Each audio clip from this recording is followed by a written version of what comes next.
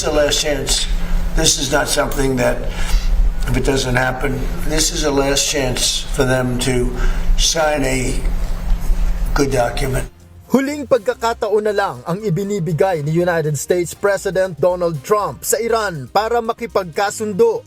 Aniya, nakahanda na ang Amerika na tapusin ang gyera sa pamamagitan ng paglunsad ng malawakang pag-atake, pero sa pakiusap ng mga bansa sa gitnang silangan, pinigilan niya ito.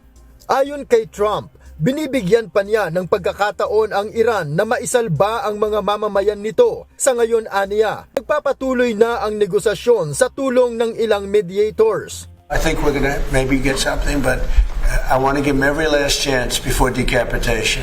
If I'm given a chance to let a lot of people live, I want to give that chance.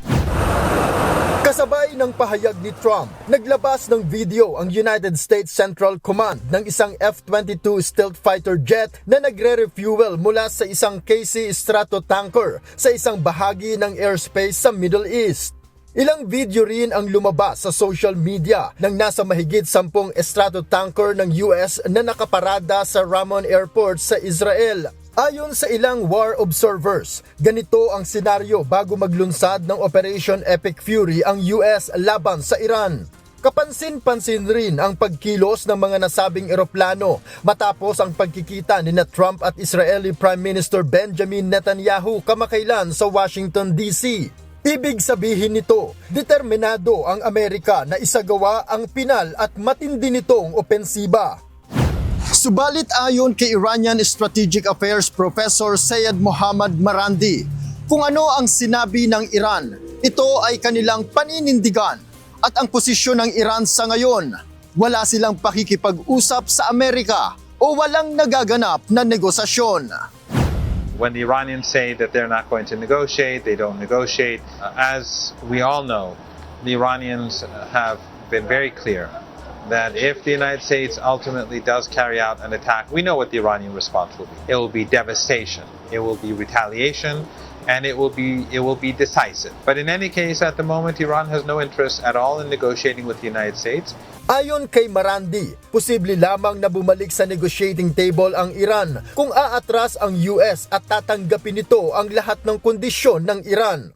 Kinumpirma rin nito na hindi na epektibo sa ngayon para sa Iran ang naunang Memorandum of Understanding o MOU.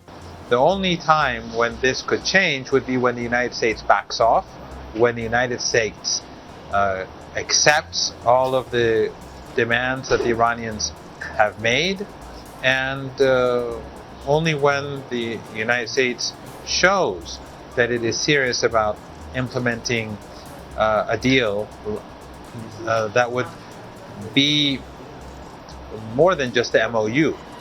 The MOU is not enough for Iran anymore. Sa kanyang pahayag, nanindigan naman si Iran President Masoud Pezeshkian na hindi siya magbibitiw sa gitna ng mga pambabatikos at binigyang diin ito na walang pagkakabahabahagi sa mga opisyal o sa buong gobyerno ng Iran.